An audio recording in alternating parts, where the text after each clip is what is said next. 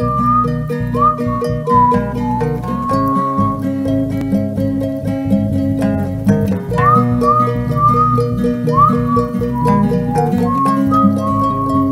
for tuning in to Howe's Things, the podcast and radio show from the David A. Howe Public Library right here in Wellsville, New York.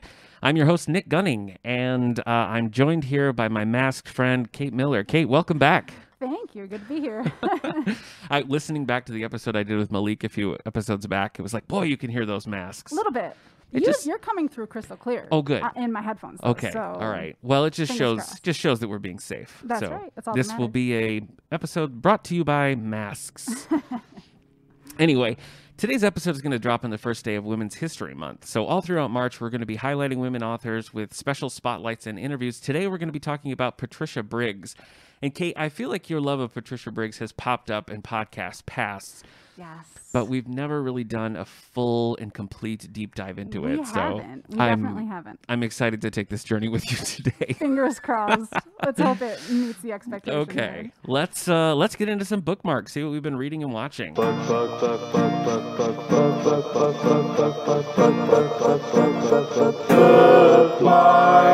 Oh my gosh. I have things. Do you? I do. Oh my gosh, It's that's a so first. exciting. Is I it know. because of the pandemic? Like, Probably. are you able to? Yes. It's pandemic winter in New York. Okay. So I finally was able to talk You're my just family inside. into starting the Avengers series. Oh, like the movies? We are tackling the movies. Oh my gosh. Okay. Yes. How deep are you in? We got through the first Avengers. Okay. We watched the second Thor, and now we'll be going on from there. We're doing them in timeline order. Yes. Which I found from some Marvel purist that maybe we should have just gone in release order. Okay. But we started in timeline order, so we're just cruising with it. Okay. So does that mean like you've already watched like Captain America and Captain Marvel? Yep. Okay. Captain America, Captain Marvel, Iron Man 1 and 2, The Incredible Hulk. Yeah. Which was not great. Oh, you didn't like it? I do didn't kind of like like it. I do kind of like it. Ooh. I liked I forget the actor's name. The one in the Avengers. Mark Ruffalo? Yes, thank you. Better than Edward Norton. Okay. I liked that. I sort of liked the Ed Norton version because it reminded me of the old 70s show, like a more like sort of cerebral and serious. Sure. But one of my favorite moments in like all of Marvel is when Mark Ruffalo shows up in the end of Avengers and is like, well, this was all horrible. Like that line kills me every time. I think his character was so good. Yeah. A mix with the rest of them. Yeah. That I liked that. I couldn't see Edward Norton pulling off that same chemistry with everybody. Maybe. I feel like having Edward Norton and Robert Downey Jr. on screen together, like something would have exploded somewhere. The Like it world just would have been just too much. It would Yeah. have ended in a fist fight, I feel like. Probably, but yes. no, I was very skeptical when Ruffalo was cast, but then I was very pleasantly surprised and have remained a fan the whole time. Yeah, so and up to the first Avengers movie where they like finally all come together, it's like reading the first 5 chapters of a book. Yeah. It's like I'm not seeing, like you could see the little connections coming in, but it felt very disjointed. And now after watching the first Avengers movie, I was like, oh, this is so much better now. There you go. Context is key. Back when we were still allowed to be places in public, Right. Eric and I did a special episode of the All the Books show live from the fair. Okay. Right when Ant-Man and the Wasp came out at the Allegheny County Fair, just in the booth there, where we sort of went through a ranking of all of the Marvel movies.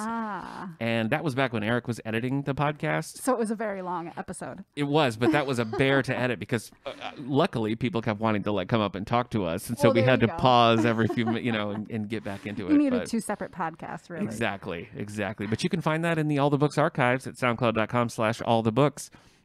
What did you think of Thor: The Dark World? I have a hard time. Okay.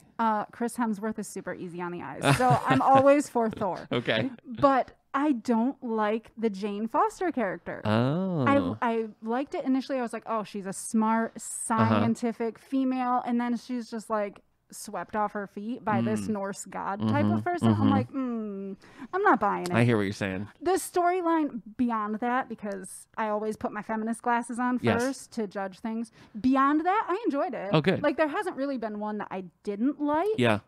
So, I mean, it was all right. I think Thor: The Dark World is the one that typically ends up on everybody's bottom list. Really? But I kind of like it. It feels sort of episodic to me. It feels like just like an episode of a Thor series, and I kind of liked it. Yeah. You know? And I can't tell you how up and down roller coaster that ride was with Loki. Oh, yes. Oh, Loki. Yeah. Oh, Loki. I know. Loki's getting his own show on Disney Plus. I think he deserves it. Do you? Okay. I do. So you're in for it. So far. I mean, I'm only partway through. Have you been watching WandaVision or probably not? I haven't yet. Okay. Since that we're makes just sense. starting this whole Avengers Marvel Universe kind of thing, I figured we'd wait on that. Okay.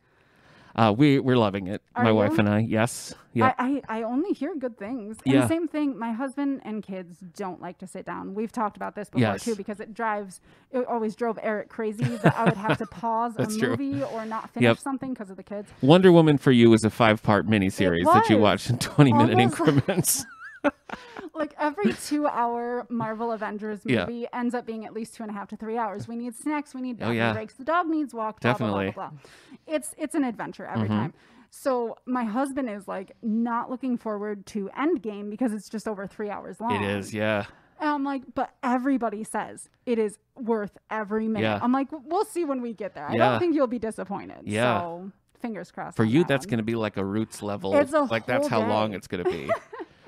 It's like we're gonna have to get up early and just start the movie all day long. You're gonna have to like pack a lunch like you're going on a car trip, you know, like we'll just still need to stop open anyway. up the cooler, get out your lunch. Okay, so wow, finally working through Marvel. Yes. Exciting times. What a time to be alive. Well, hey, finally I had a reason to make my family sit down and watch movies. So we actually have been doing a very, very slow rewatch of Marvel movies. The most recent thing we did was Doctor Strange. Yeah, we aren't there yet. Okay, I'm kind of on the fence about Doctor Strange. Ace is really looking forward to Ant-Man. Yeah. And I don't really know why. Like That's maybe fun. just because he shrinks and whatnot. Yeah. But like that is his go-to. So. I feel like I'm maybe in the minority, but I put Ant-Man and the Wasp really high on my list of Marvel movies because it is just fun. I mean, it's just fun and it's cool. And I love Paul Rudd. And, you know, it's a great. Sure. How do you not love Paul Rudd? Michelle Pfeiffer, Michael Douglas, come on. It's a classic cast. It is a classic cast. I think so far my favorite was probably Captain Marvel, but once again, that's got those whole feminist glasses on. Yeah. I'm like, she don't need no man. That's right. That's right. That's absolutely right. So we did watch Doctor Strange. As far as things that we're watching, though, it's been a little bit of a lull, I feel like, though. I did just watch the pilot for the new Superman show, Superman and Lois. Okay, and you're a big Superman guy. I'm a huge Superman guy, and I've really liked when this actor, Tyler Hoechlin is his name, has popped up in like Supergirl or some of the crossovers. Okay. And it's been years that he's been sort of popping in every once in a while, and they finally like did this show. And it was very unlike any Superman show or movie I'd seen before in a good way. I thought they really, like, he really taps into Superman's, like, a goodness and likability. It's not so far. It's just the pilot. But in all of his appearances, he's not been a dark or brooding Superman, which seems to be the way. Right. He's not just the Man of Steel. Right. Exactly. Exactly. Good point, Kate. I also finally, we started watching Schitt's Creek. Have you... You know, my husband and I started some of that a while back, Yeah. and for whatever reason, it didn't catch. Yeah. Is that for you too? We felt exactly the same way. We watched maybe the first 3 episodes or something, and we were kind of like, okay. I think we watched maybe 4 or 5 even, and we just never decided to pick it back up. Yeah. So we're like, I don't know. I don't even know why we did, honestly. I think because we're in a lull, we were like, oh, well, let's give that another shot. Right. And I'm glad we did, because as it's progressed, we have gotten into it. Okay. So it's worth a redo yes. here. Okay. But what I'm absolutely loving is Kim's Convenience. Okay. Have you heard of this at all? I haven't. It's a Canadian show, like Schitt's Creek. Okay. And it's made its way to Netflix, and I want to say there's 4 seasons out now. And it's just about a Korean family who run a convenience store and just like their lives. And it's, it's a half-hour sitcom, and it's kind of nice. I'm just loving it. Now, is that like family friendly? Yeah, I would say. Okay. Yeah. Because that's something we always struggle with, is trying to find something that all 4 of us can watch together. A 5-year-old, a almost 13-year-old, and 2 adults. It's like, what do we watch? Yeah, I don't baking think competitions, but I don't think my son would enjoy it, but I don't think there's content, at least not very often, that would be questionable. And I feel like when it is, it would fly right over his head. That's but I highly recommend Kim's Convenience. It's a lot of fun. I'll have to look into that then. I've also been doing quite a bit of reading. I finished a few things here. I finished Dear Justice by Nick Stone. Have you read these? I haven't yet. Okay. They look good because that's the follow-up to Dear Martin, It correct? is. Okay. Yes, it is. And I enjoyed both of them. This one, I feel like the author's note kind of threw me for a loop because Dear Martin is a little bit more about, a kid who's on his way to like law school. It's more of a, like he has these opportunities that not everybody has. And in the author's note to the follow-up, she talks about how she wanted to focus on kids who don't have those same opportunities. Oh, okay. But it kind of ends up where the main character is getting a lot of outside help, and it sort of feels like, well, that's not really. It didn't quite end up. Yes, and so I think put that in your head. I think if I hadn't read the author's note, I would have just really enjoyed the story. But with that, I was kind of like, but you kind of take a turn at the end where it's more about good thing he had these like friends in high places, and it's like, I don't know if that really. She wanted a pretty bow. Yeah, on the end of the book. It's like, oh look. And I can't blame her because it really it makes for nice continuity with Dear Martin and as a duology of books. I mean, they work really well together. But that author's note, I think, altered my expectations. So where I was kind of like, yeah, I'll give her a call. Just be like, you know what? I think you should scratch that. It didn't really work for me. I do recommend the series though. I think they work really well together. And I think actually, if you hadn't read Dear Martin and just picked up Dear Justice, I think that you'd be fine. It works that way too. Yeah. Those are nice. Because the characters from the first book play more of a secondary role in the second, and they're kind of reintroduced. Oh, okay. And so, I think you enjoy it more if you know the context and the history of the characters, but I think they each work as a standalone too. Yeah. So, I also, while we're talking on heavy topics here, I read the third volume of March by John Lewis. Oh, me too. Did you? Yes, I just finished it a week or two ago, maybe. I mean, the first volume, I think, particularly stands out to me as just great. And I feel like the story as a whole is, I think it's upsetting anytime you read it, but reading that third one right now, I was like, oh my gosh. It felt way too relevant to be happening like almost 6 years ago. It's very, It hurt. Yeah. It literally hurt for me to read some of the things that people were experiencing. I know. Oh. And the bulk of the plot is taking place in the 60s, and it's like even the pushback and the interactions there, it's like there are differences, but also not really. Not really. You're having the same conversation. The exact same conversation. So, I don't know. Do you enjoy the trilogy? I did. I found it a little heavy. Not just context. I mean, obviously the story itself is a hard one to swallow. Yes. But there were so many names. Was what kind of threw me, and I was like, I feel like I should know all these names. It felt like I was trying to study, and I'm like, I don't know all these names, though, and so that kind of bogged me down just a little bit. But I mean, if I can just take that away, that he was recognizing all these people that did all this tremendous work, then I'm like, just focus on the story. Yeah. There were two different purposes there almost, I felt like. Yeah, so. I know what you mean. I feel like as a whole, the three are such a good, concise, personal history of an incredibly turbulent and like monumental time in history, something that applies so strongly to today that I really feel like it's required reading. It should be. And it's put in a way that kids, I think, could digest it a little easy. I will agree with you on the third one that it felt a little thick to me. It felt like we've got so much more story. We got to get it in here, to the point where sometimes it sort of forgot that it was a graphic novel. I felt it probably could have been split up into 4. I think it would have been better served. I do. Gone that way. Yeah. But anyway, I highly recommend all 3 of the books. Do we still have copies of March 1? We do. We still have copies of March 1 available at curbside for our teens and tweens to take home. So if you haven't picked one up, go and grab it. In lighter, dumber reading, I read this is an author I feel like I have a toxic relationship with, but I read Cross by James Patterson. James Patterson. I know. And I don't pick up like the typical, just like James Patterson and write this novel. Sure. But Alex Cross for me still works. I still like the Alex Cross stories. And we all have those though. What's so funny about it is that in the books he has a PhD, I want to say in like psychology. Okay. And is also like a cop or an FBI agent, depending on like what era you're in.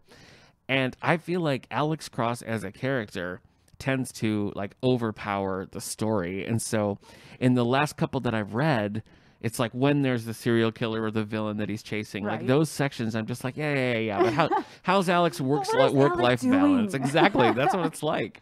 I'm like, I just want to read a story about this man, like trying to raise his kids by himself and have this like high-stakes, stressful job. And I don't care about the murderer of the week. So I don't know if that's how you're supposed to feel, but that's how I feel about these books. But, I tend to find myself, I will read the junkiest stories. I don't care what the story is if I love the character. Yep.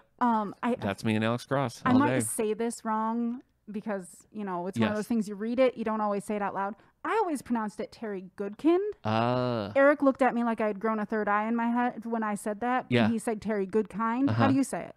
I don't think that I've ever said it out loud, but I guess I've always read it Goodkind. But which makes sense, but somewhere in my head I'm like Goodkind. Yeah. But either way, his stories, I don't even like them. I don't even remember half of what the storylines are, but I love the characters. Yeah. And I will read through all 13 books of the Seeker 13. Yeah. That's a commitment. I own them all and I don't even like them. Wow.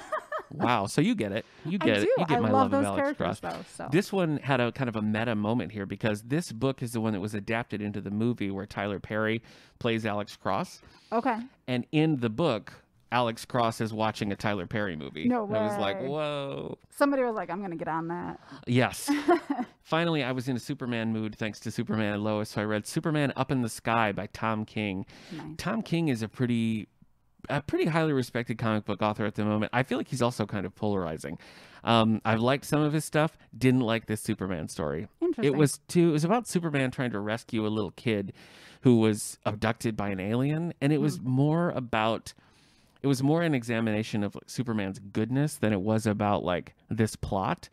So this time you wanted more plot, less character. I did. And the thing is, like, I really like that about Superman. So I thought that I would be into it, but the story was just kind of like, sometimes it was really like linear and serious, and other times it was like at one point Superman's in like a boxing match on some alien world, and I'm just like, what are you doing, Tom King? Pick a story, man. So I wouldn't recommend that one, but I did in fact read it. I'm currently reading Brave New World by Aldous Huxley, which I hadn't read before, but we did watch the Peacock miniseries. Okay. And loved it. It was so good. Huh. And of course, we just read 1984 for the band book club's pick this past year. And so I picked up Brave New World, and I'm really liking it. And as with 1984, I'm shocked that it's as old as it is. Right. Because it's it amazing feels how so fresh. Some of it them really, are. it is. It's pretty amazing. I will say I read Brand New World, but that was in college, and I probably didn't give it the attention I should have, to be perfectly honest. Yeah. Well, so required that might reading. I know, right? It's never as enjoyable when it's required. True. Yeah. So probably a revisit on that would do me well. Yeah. For that one. The show is good too. I'd recommend it. Yeah.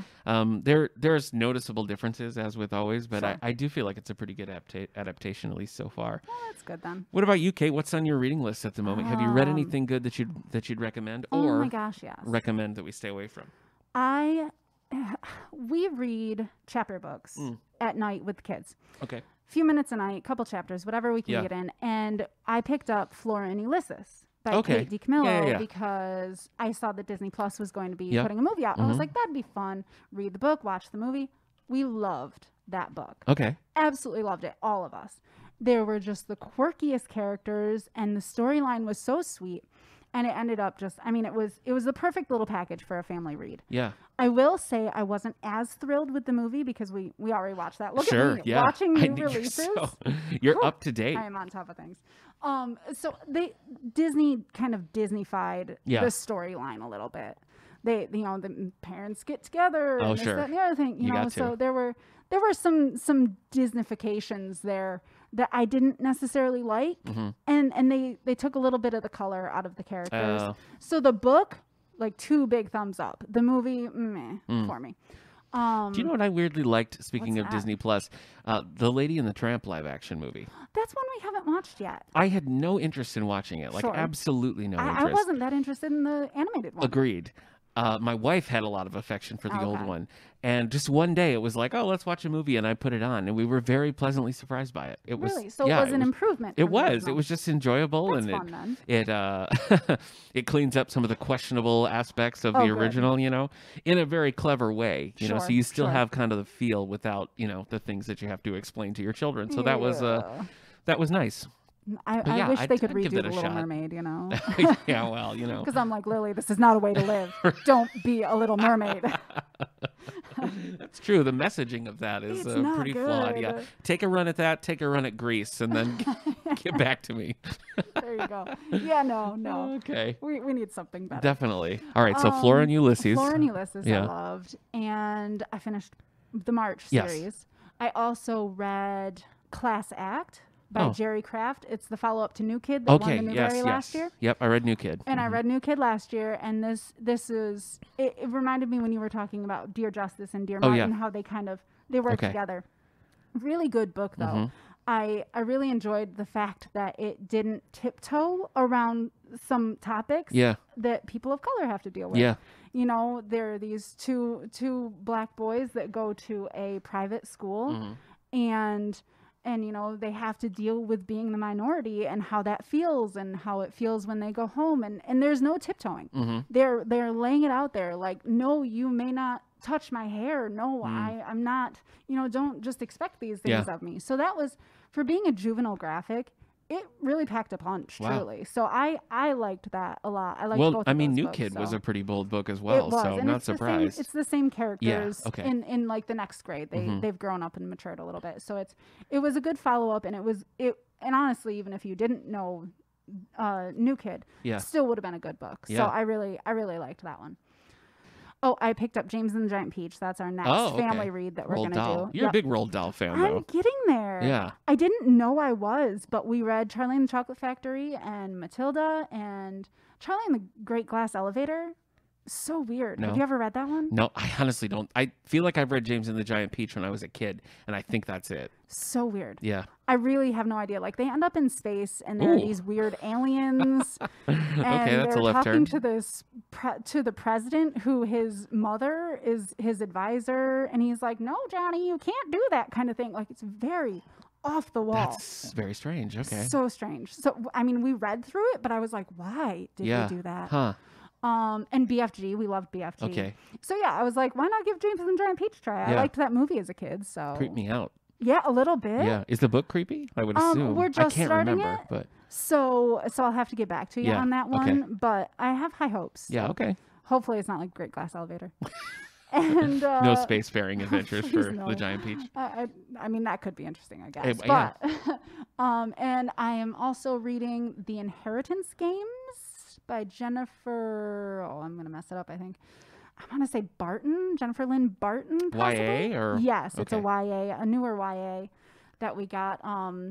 Teenage girl from Connecticut with only a half sister to speak of gets summoned to a mansion in Texas and told that she's the heiress of a $40 billion inheritance. Oh. I'm like 70 pages in and just think of eating the taxes. It up. Wow. Right? Could you imagine? You know what? You might actually like Superman and Lois because in it, and this is not something that happens in the comic books, but they have two teen sons who are sort of dealing with fitting in, but only one of them is showing powers. So definitely some teen drama in there. Yeah. Oh Poor yeah, Neville. That's true. Poor Neville. But he ended up getting cut, and everybody had a crush on him. So you know, he is not bad looking now either. I don't know if this is the content we want on this. No, it's on tape. There's nothing we can do about it. Well, on tape. On tape. I'm sorry. I'm sorry. So that's what I'm reading, and like I said, we've been watching the Avengers movies. Wow. I know. I finally nailed my children down. It's always nice to find a silver lining in the pandemic. I think this is mine. Finishing movies, definitely. Right. I mean, it's taking us twice as long as the runtime, but we're doing it. You are. You're getting through. One of my favorite parts about pandemic has been the growth of the library senior staff group chat text. Yes. We're a colorful bunch sometimes. It's true, yeah. Yeah, it's really, I feel like half the time it's just us, like, making fun of each other with the use of GIFs. Which is entirely necessary. I think it is. Yeah, it's team building. It really sparks the creativity, too. It does. You got to find just the right GIF. There's been so many times where I'm like, oh, I know that scene. Where is that? Yes. It's a race. The keywords I need It's here? a race to get the right GIF. Yeah, which I do appreciate. Well, I mean, your plate is full. Look at that. Movies, books, you're all over the place. I love it. Shall we get into some book news? Sure. Look into the future to see what it proves. It's time for book news. I thought we would look at some New York Times bestseller lists, and since you are the children's librarian, I'm going to look at the bestsellers for children's picture books. Are you ready, Kate? I feel like this is a test. It is a test. Dun, Number dun, dun. 10, Grumpy Monkey, 39 Weeks on the List by Suzanne Lang, illustrated by Max Lang. Chimpanzee, I'm in. Right there. You had me. His name's Chimpanzee.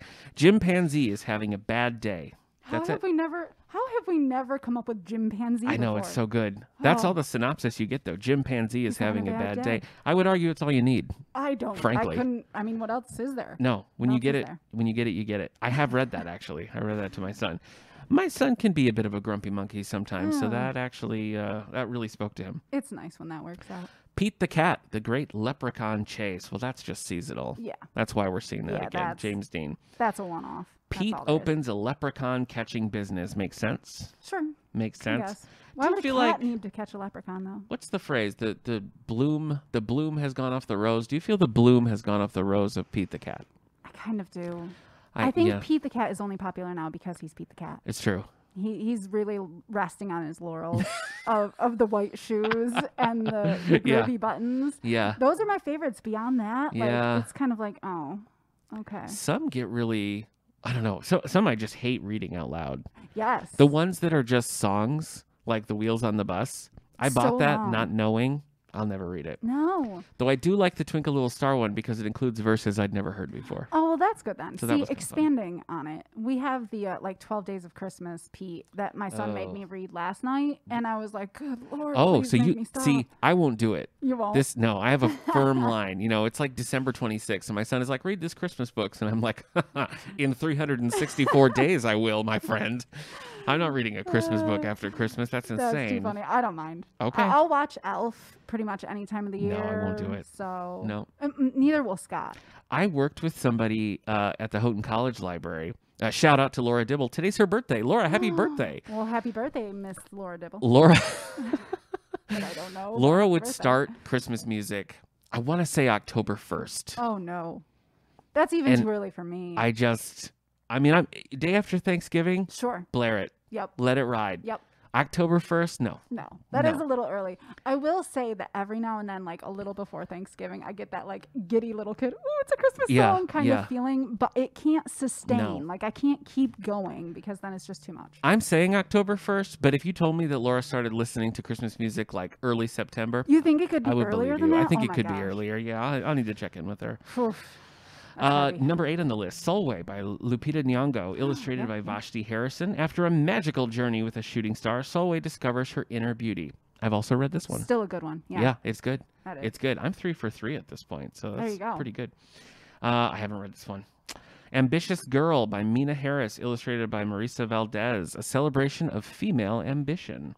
Very topical. Ambitious. Are you looking at this? I had to see the cover. Are you making notes? Do you know? I didn't recognize 5 weeks on the list. 5 weeks, man. I'm missing out. So it's been there for a while. See, I'm failing. Darn it. Okay. Yeah. We gotta make a comeback. This one is new. Okay. Number 6, Tale of the Mandarin Duck by Bette Midler. Huh. I saw that one. Wow. It might be ordered. Bette Midler. I'll give you that. Okay. Yes. Photographed I was like, Bette Midler. by Michiko Kakutani. In 2018, a rare duck is spotted in New York's Central Park. Yeah. Okay. And Bette Midler decided she had to write a story about it. I guess she did. Couldn't sing a song about it. Had to write a story. Why not? Number 5, 19 weeks on the list, How to Catch a Leprechaun by Adam Wallace, illustrated by Andy Elkerton. I do believe I've read this. Yeah. This is the year you'll finally catch a leprechaun. If you haven't read it, just replace that with Elf. And it's kind of like the Pete the Cat thing. Oh, I see. Still fun. Yeah. Like I don't want to say it's not worth it, but it's kind of also just that, this again. Here we go. Yep. All right. Number 4, 27 weeks on the list. So that's a good long time. By Yeah, Grace Byers, illustrated by Katura A. Bobo. A poetic affirmation of self-esteem. I am enough. Yep. I have that one premiering in a couple of days. Oh, well, look at that. Topical. Timely. I know. I read this to my son a while back.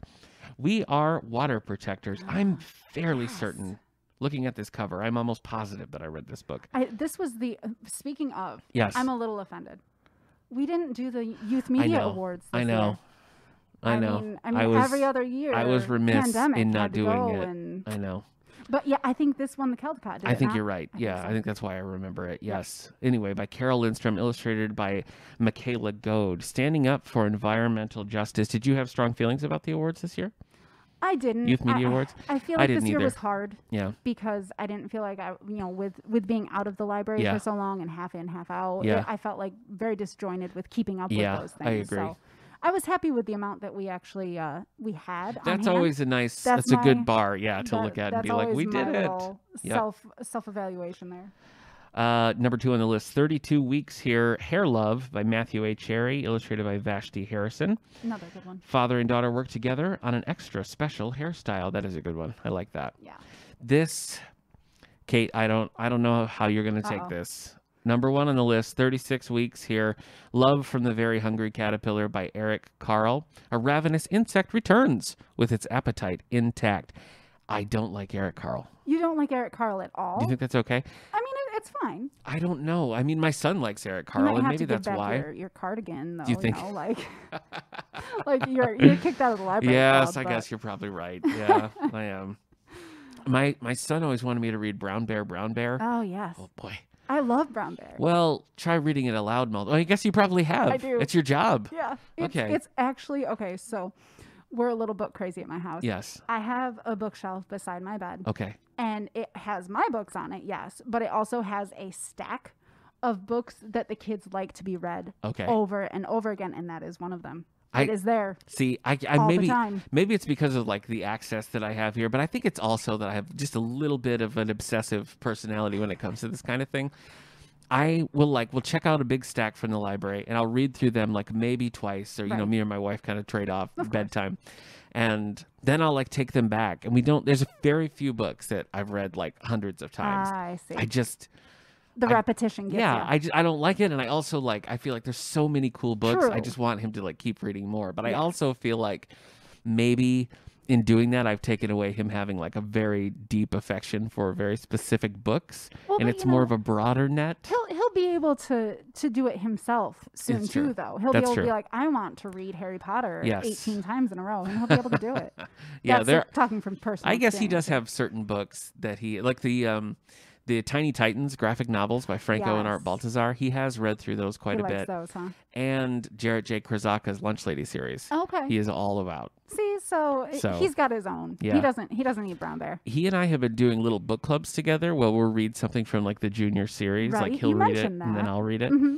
And that's been really fun. Well, we've been doing that well, but yeah, I can't with the reading the same book over and over and over again. It really drives me crazy. I enjoy it. It's a comfort thing though too. That's true. That gives me comfort. And yeah. If it gives Ace comfort and Lily, I think the copy we have was actually given to me when Lily was born. Oh wow! So it has lasted this long. Yeah. And it's been read its worth.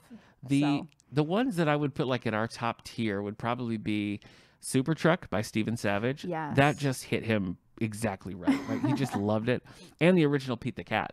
Yeah. Those. Mm-hmm. Those are ones that I don't mind reading those again, and those always kind of come back in the rotation. Giraffes Can't Dance by Giles Andrea is another one that we read. I haven't read that. Often. Oh, I love it. I even love that one too. I'll put it really, on the list. really cute story. And Little Owl's Night. Okay. I do know that. Divya Srinivasan, I believe. We do a lot of, and less now. Actually, I need to transition into the chapter books on this, but the Mercer Mayer's Little Critter series. Oh, okay. Yep.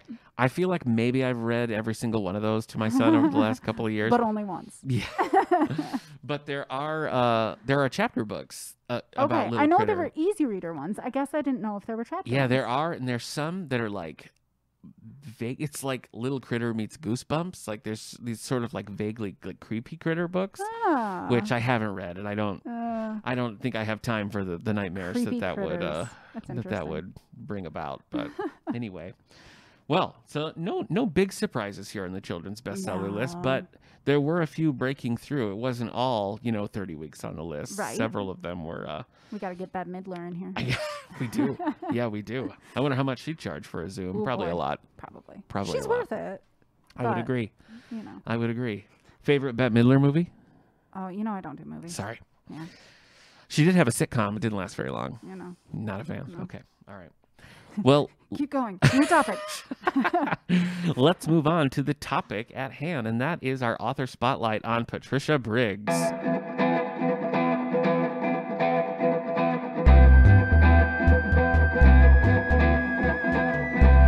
Author spotlight.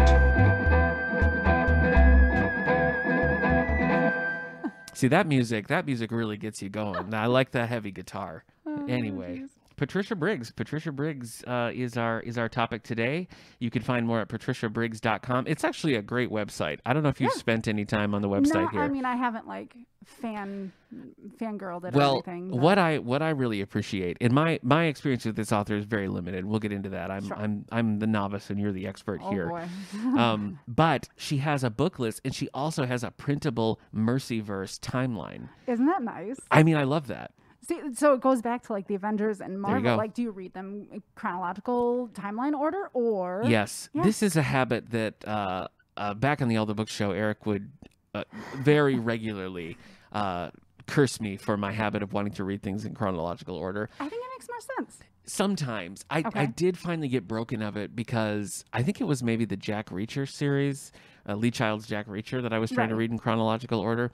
The problem with that was, to appreciate the difference of going back early in his timeline, you had to have a better grappling of what you need, the juxtaposition, and if you don't have it, you're just reading a boring book about Jack Reacher in the military. So, that broke me a little bit of the habit. But I am always a little bit but should I maybe read this first? And then it's okay, but do I go back and read it again? Yeah. Is it worth that? I know. I don't know. I'm not a fan of the Star Wars prequels, but I did when we were thinking about how we're going to get my son to watch Star Wars someday. Right. Do you start with the prequels? I think no. I read a prequel.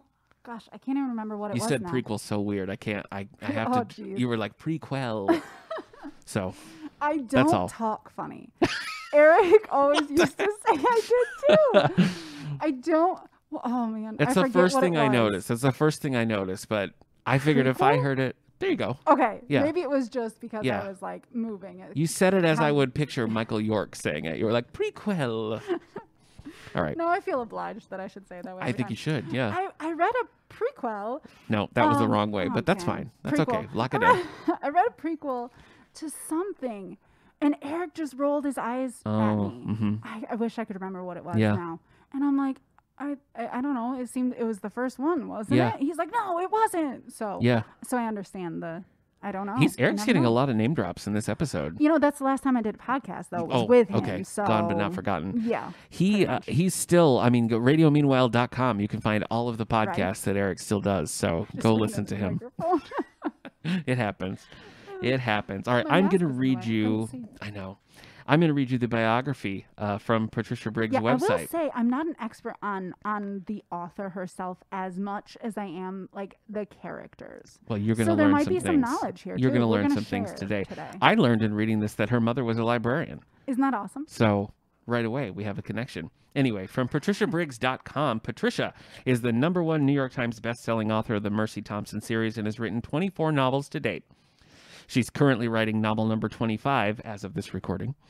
She has short stories in several anthologies, as well as a series of comic books and graphic novels based on her Mercy Thompson and Alpha and Omega series.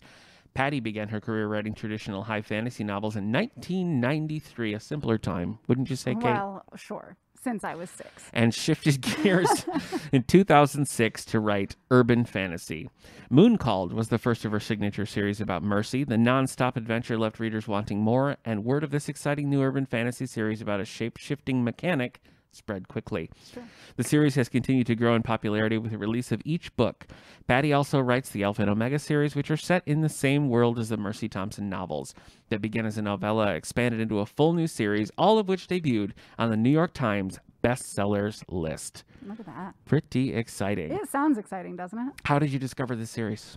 I... No, sorry. Are you a Mercy okay. Thompson fan? Or are you more of an Alpha and Omega? Honestly, I'm a little bit more of an Alpha and Omega. Really? I like Mercy Thompson. Okay.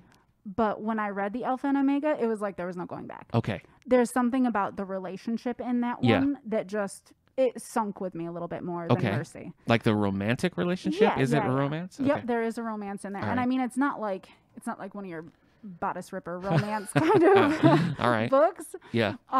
It is more of that action fantasy, but there's the underlying romance, and it's just a very sweet couple, a very sweet connection that they have. Okay. So that one kind of hooked me a little bit more, but I love the Mercy ones. Back when we did a spotlight on Stephanie Meyer when Midnight Sun came out, which was episode 264 of the All the Book Showcase. Little plug there. It was.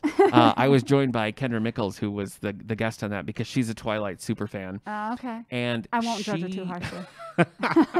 She started reading it in middle school, so I gotta give her a pass on that. I didn't have that. Yeah, but she was saying in that episode that the Alpha and Omega series for her was a great transition from that because she felt like it was sort of like Twilight but for adults. Oh, now I have to You disagree? Rethink everything. No, I don't. I just never would have thought of that. Okay. But I mean, the Alpha and Omega series are. So if you know anything about like the idea of dominance when it comes to werewolves, the Alpha is the leader of the pack, sure. the strongest in command, and the Omega, this girl Anna, the character, is the first Omega that they've come across in a long time. They're very rare. And what does that mean? She has a calming effect. Oh, and she's not affected by the influence of an Alpha. Oh, I see. So she kind of stands outside of the ranking. Turns those tables. Exactly. She has her own kind of power in that way. Nice. And she also has a calming effect. And where she is this pack with a bunch of old, really, really centuries old werewolves. Okay. And when they get to be that old, they get dangerous because they start to lose control, et cetera, et cetera. So she is very valued where she is for having this just natural calming effect over all of these essentially wild beasts. Okay. So it's an interesting thing, but she's also powerful in just her person, like her personality. She stands up for herself, but she does it in a very sweet and like kind way. So like there's this delicate balance. Disarming. Of everything. Yeah. Okay. But I really liked the Alpha and Omega because the Alpha in that pairing there, he was an older wolf and he was very private. And so Anna's this young, bubbly wolf that comes along and kind of brings him out of his shell a little bit. Okay. So it's an interesting play all the way through with those dynamics. So, I mean, she has kind of like everybody else is sort of like beholden to this Alpha, and then she comes along and is just kind of like, yeah, whatever, bro. Pretty much, I'm going to do my thing. Yeah. That sounds fun. It kind of is. I like that. And again, with my feminist glasses on, I'm like, that's right. You just walk in and do whatever you want to. You tell those boys what they're doing. So now it is like it's in the same universe with Mercy Thompson, right? Yep. And the Mercy Thompson series is set outside in Washington. I forget the city now. But, But and they're set outside of the city, and she's a mechanic, and she grew up with the pack of werewolves where Anna now lives. Okay.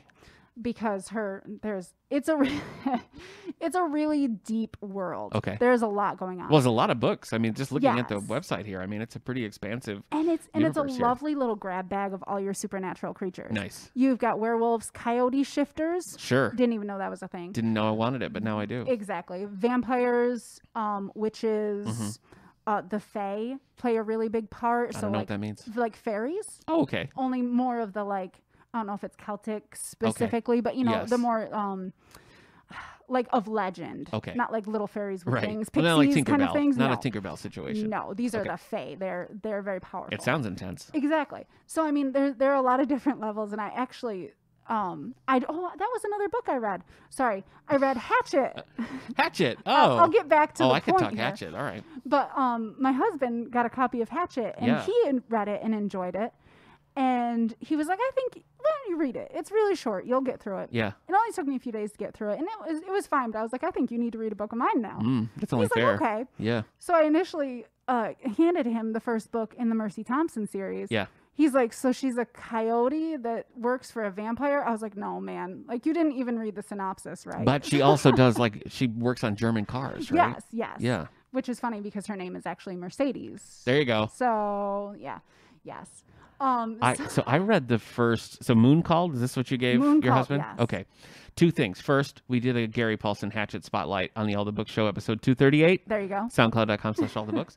Second, this is one of the few Patricia Briggs things I read because I want to say there's 4 graphic novels. I think that's right. There's one called Homecoming, which is like a prequel, which coincidentally is what I read first, like years ago. Okay. And then I read the graphic novel adaptation. There's 2 different versions. I read it in 2 parts of Moon Called. Okay. That kind of helps like establish the world. Yes. So like that was my in reading the graphic novels. But so what did he think of Moon Called? Oh, he didn't read it. Didn't read it. He read the that. back cover and was confused. I was like, no. She's a coyote shifter who grew up with werewolves and now she's working on a van owned by a vampire. He's like, I don't think I want to read this one. He is very much a realistic fiction kind of guy. I don't think that this would work for him. Hatchet is his bread and butter there. Yes, okay. So when There's I like suggested 5, that, he's like, no. 5 Hatchet books. Has he read them all? He's read at least 3. Okay. Yes. So, but instead I recommended the Terry Goodkin, The Wizard's First Rule. Okay. Or Goodkind, however you say it. The first one in that series, because that was probably my favorite of the series anyway. So I was like, try this one instead. It's a little more straightforward. It's a real blind spot for me when it comes to fantasy. Like we did, I don't mean to keep plugging old episodes, Kate, but I'm also not going to stop. If it happens, it happens. We did an episode 252 called Fantasy Isthmus, where Nikki joined us because she's a fantasy expert. Okay. Eric's read a lot too, and I was like, I've read the Dresden Files and the Wizard of Oz, you know. Oh, I read that one too. I was not helpful in this situation.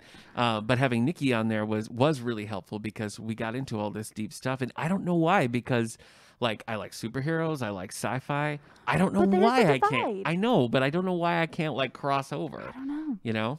Well, and Scott was always brought up that like that stuff is make believe. Okay. This is not real. Yeah, you don't really go there. So he's very much. We read The Mountain Between Us.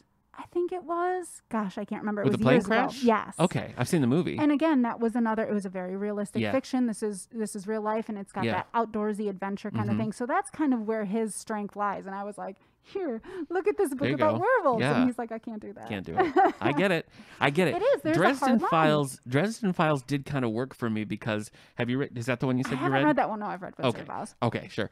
Dresden Files, like because he is essentially it's a PI story. Okay. He just happens to like be magical and in a magical world. Oh, see, that's kind of fun too. But it's like the lens in is something that I understand, and so I was able to be like, and he also talks to a skull that's on his desk. Fine, why not? You know, I can do that. So maybe these books would actually work for me because it sounds like. I mean, is there a grounded element to the story, or is it completely magical world? No, I mean the fact that she, in my mind, the fact that she is a mechanic, right? So, I mean, right there, it's she's hands-on. She's not doing anything with any magic, and she herself can't really do anything magical except for change into a coyote. Which is pretty magical. But... I mean, it is, but as far as magical powers go, she's not a bibbity bobbity boo situation. She's not lifting the car just with her mind or anything, you know. I mean, she does physical work and she lives in a city. Yeah. You know, I mean, it's right there. She's not living in a castle that's hidden from mortal eyes. Yeah, and, you know, things like that. Like she is very real. Yeah. So it helps. That was the impression that I got from the graphic novels, and I don't feel like the graphic novels are really written with an eye towards bringing in new fans, which I think is kind of unfortunate. That is too bad. I feel like it was more like a preaching to the choir situation. Like you enjoy these characters, read them in a graphic novel. Now see them again. Yeah. Because I thought neither Moon Called or the prequel graphic novel really did that. But my one takeaway was that I felt like Mercy as a character did kind of live with like a 1 foot in each world. Like there was sort of a realistic element, but also like sometimes she's a coyote lady, you know, so. And I mean, she's very mortal. There are many times throughout the series where it's like, oh, this could be the end. Like she just got stepped on by a troll, you know, something to that effect. And it's like, oh, well, she might not make it. Whereas the werewolves are indestructible and the witches have all their witchy power. Yeah. And, you know, so I mean, she's a very human element. Yeah. Other than changing into a coyote when it's the covers of these books are always very steamy. kind of bothers me. I wonder why. Like, is it?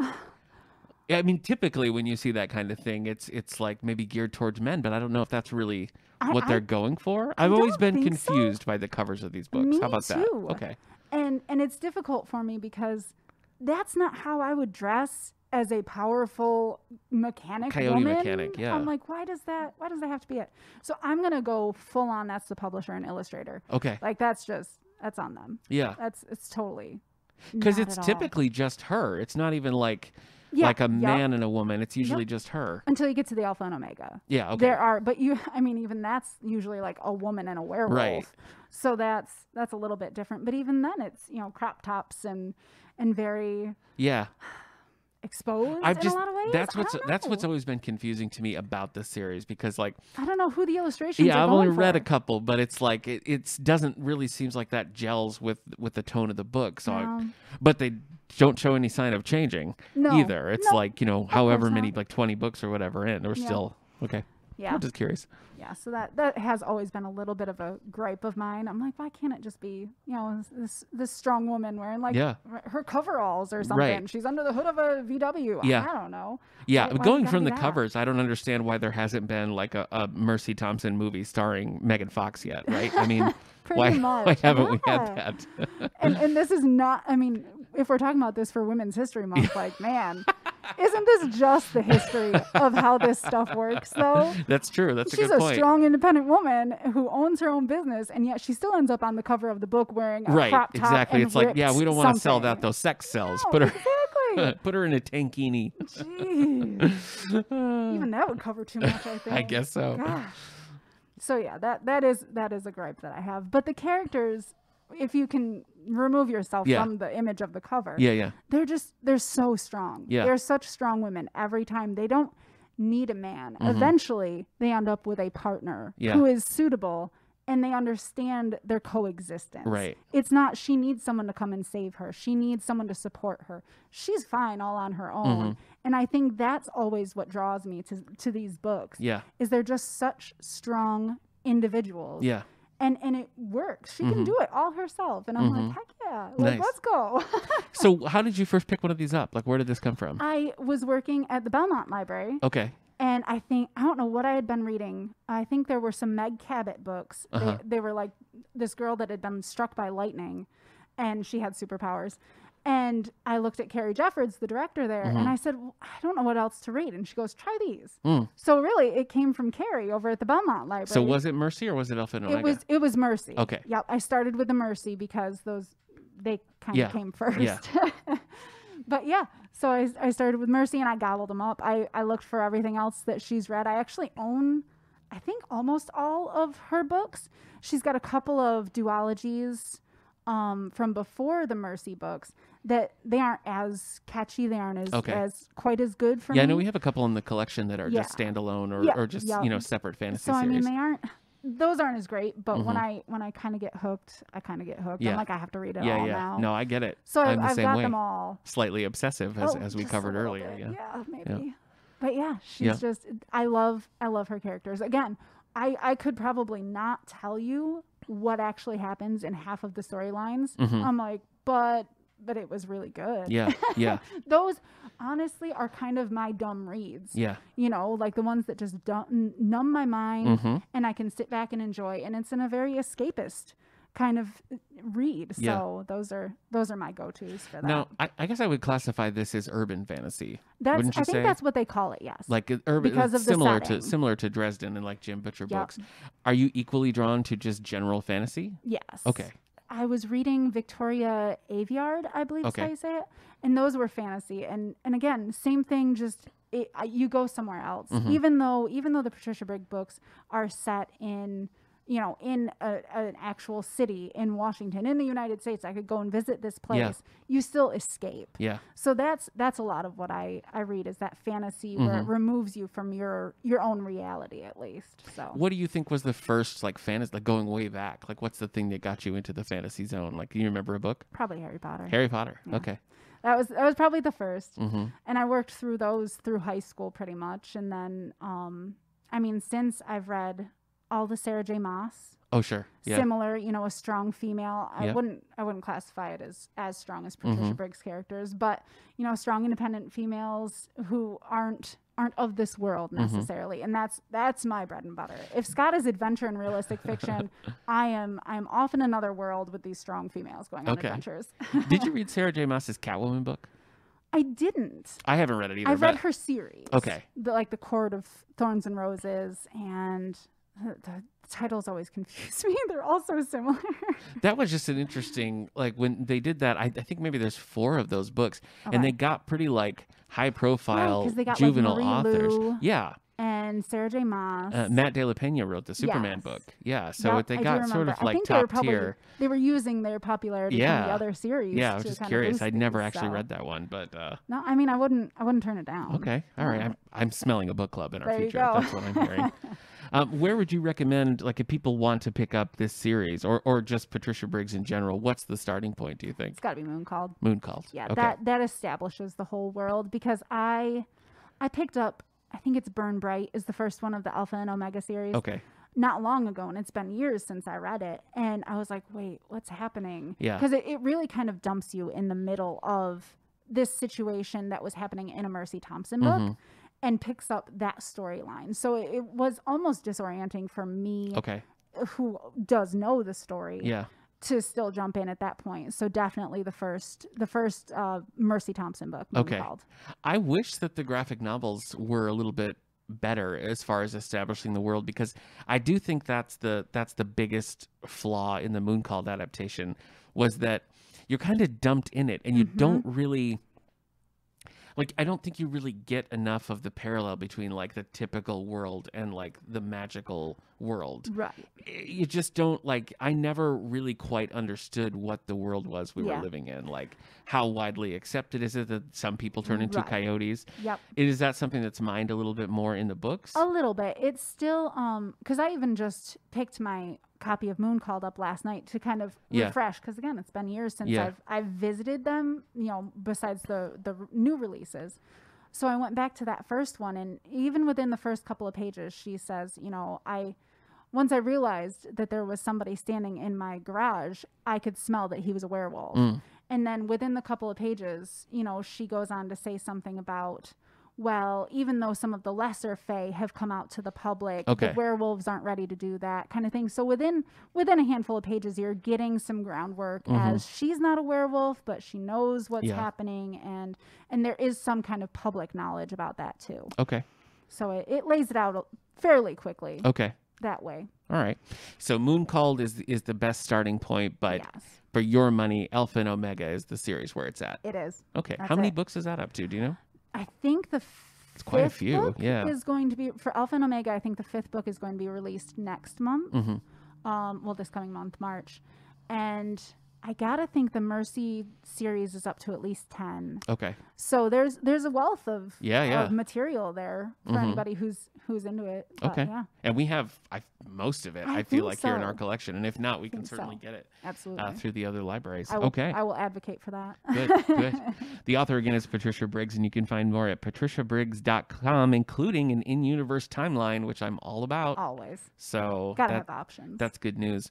All right. Well, Kate, what's going on at the library? Like, what's coming up that we can promote, talk about? Well, let's see. We're starting to do some small in-person programming. Inching our way back. That's right. In the exhibition room, keeping it to like 6 to 8 people, depending on what we're doing and what the space allows. I'm going to be doing a pot of gold slime for the kids. Okay. I'm so excited. I got these little cauldrons and I've got everything I need to make golden slime. Yes. Thinking for St. Patrick's Day coming up. Yeah. For teens, we are getting some game night stuff going. We've got the Switch all set up, got the beanbag chairs ready to go into the exhibition room. And I'm going to try and get some succulents, and they can make their own little like take and make succulent garden. Well, that's fun. So I would just a kill couple that so things. fast. I'm really Kate. hoping somebody's got a green thumb, because these got to go fast. Yeah, it's not me. I don't have the green thumb. Yeah. But it could be fun. Yeah. Hopefully they last. Yeah, we'll see.